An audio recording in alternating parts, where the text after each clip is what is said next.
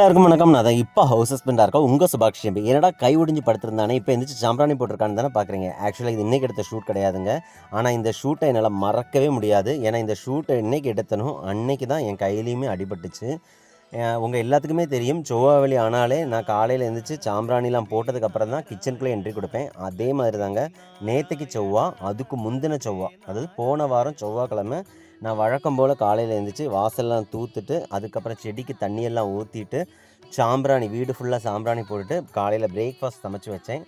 மதியம் சமைக்க ரெடி ஆகிட்டு இருக்கும்போது தான் என் கையில் அடிபட்டுச்சு. ஆக்சுவலாக நான் அன்றைக்கி ஹாஸ்பிட்டலில் கையில் அடிபட்டு ஹாஸ்பிட்டல் போகும்போது டாக்டர் சொன்ன ஒரே விஷயம் தான், ஆழமாக தான் கத்தி பட்டிருக்கு. அதே இது கொஞ்சம் 1 இன்ச்சு இறங்கி இதே ஆழத்தோட பட்டிருந்துச்சுன்னா நீங்கள் இப்போ உயிரோடையே இருக்க முடியாது, ஏன்னா நரம்பில் கட்டாக இருக்கும் அப்படின்னு சொன்னாங்க. அதை கேட்டவொன்னே எனக்கு ரொம்ப ஷாக்காக இருந்துச்சு ஆக்சுவலாக. ஆனால் இது எனக்கு பட்டதும் ஒரு விஷயத்தில் வந்து ரொம்ப ரொம்ப எனக்கு லைஃப்பில் ஒரு பாடத்தை கற்றுக் கொடுத்ததுன்னு சொல்லலாம். ஏன்னு பார்த்தீங்கன்னா, நம்மளை சுற்றி இருக்கவங்க நமக்கு, அதாவது ஒரு விஷயம் சொல்லுவாங்கள்ல, நம்ம கஷ்டகாலம் வரும்போது தான் நம்மளை சுற்றி இருக்கவங்கள பற்றி நமக்கு அப்போ தான் தெரிய வருங்கிறது. அது என் விஷயத்தில் 100க்கு 100 உண்மையாக இருந்துச்சுங்க. ஏன்னு பார்த்தீங்கன்னா, எனக்கு அடிபட்டதும் என் ஒய்ஃப் என்னை சூப்பராக பார்த்துக்கிட்டாங்க. இப்போவுமே சூப்பராக என்னை பார்த்துக்கிட்டு இருக்காங்க.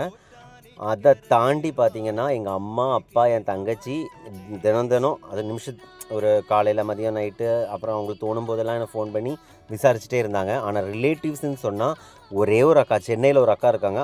அவங்கள தவிர வேறு யாருமே எனக்கு ஃபோன் பண்ணி ஒரு என்கொயரி பண்ணவோ இல்லை எங்கள் அம்மா அப்பாட்ட கேட்கவோ எதுவுமே கிடையாது. ஆனால் நம்ம ஏதாவது ஒரு வீடியோஸ் போட்டாச்சுன்னா அதை வாட்ஸ்அப் குரூப்பில் போட்டு மாறி மாறி கலாய்க்க எடுக்க எல்லாம் தெரியும். ஆனால் நான் இப்போ சொல்கிறேன், எங்கள் அம்மா அப்பா, என் தங்கச்சி, அந்த சென்னையில் ஒரு அக்கா இருக்காங்கன்னு சொன்னாங்கல்ல ரிலேட்டிவில், அவங்க சொந்த அக்கா கூட இல்லை, ரிலேட்டிவ் தான். அவங்க கூட அவ்வளோ பதறி போய் ஃபோன் பண்ணி விசாரித்தாங்க. ஆனால் அதை தவிர வேறு யாருமே, நான் ஓப்பனாக சொல்கிறேன், யாருமே எனக்கு ஃபோன் பண்ணியோ எப்படி இருக்க ஏது இருக்கான்னு ஒரு வார்த்தை என்கிட்ட கேட்கவும் இல்லை, என்னப்பா இது பண்ணவும் இல்லை. ஆனால் அது வந்து ஒரு நல்ல விஷயம் தான். ஏன்னா அவங்களோட குணங்கள் எப்படின்னு எனக்கு புரிய வந்துச்சு. மற்றபடி உண்மையாக சொல்லணுன்னா, சோஷியல் மீடியாவில் இருக்க நீங்கள் தான் எனக்கு ஃபுல் சப்போர்ட்டு. சத்தியமாக சொல்கிறேன், என் ஃப்ரெண்ட்ஸ் சர்க்கிளும் சரி, அதாவது மேரேஜுக்கு முன்னாடியே நிறைய ஃப்ரெண்ட்ஸ் சர்க்கிளில் நம்ம மேரேஜுக்கு அப்புறம் கண்டினியூ ஆகிருக்காது, அவங்களும் சரி, சோஷியல் மீடியா மக்களும் சரி, எனக்கு அவ்வளோ தூரம் என்னோடய மெசேஜ் பாக்ஸ் ஃபுல்லாக நிறைஞ்சு விளைஞ்சது. எனக்கு ஃபோன் பண்ணிங்க, இது பண்ணிங்க, எனக்கு ரொம்ப ரொம்ப சந்தோஷமாக இருக்குது. நீங்கள்லாம் இருக்கும்போது எனக்கு வேறு எந்த கவலையுமே இல்லைங்க. உண்மையே சொல்கிறேன், நீங்கள்லாம் என் மேலே வச்சுருக்க அக்கறையும் அந்த கடவுளோட அனுகிரகத்தால் மட்டும்தான் நான் இப்போ உங்கள் முன்னாடி நான் இருக்கேன். அதுக்கு நான் கடவுளுக்கும் உங்களுக்கும் ரொம்ப ரொம்ப தேங்க்ஸ் சொல்லிக்கிறேன். ஏன்னா நீங்கள் எனக்காக கடவுள்கிட்ட ப்ரேயர் பண்ணியிருப்பீங்க, எனக்காக நிறைய பேர் எனக்கு இது சப்போர்ட் பண்ணியிருக்கீங்க. உண்மையிலே சொல்கிறேங்க, ரொம்ப ரொம்ப தேங்க்ஸ்.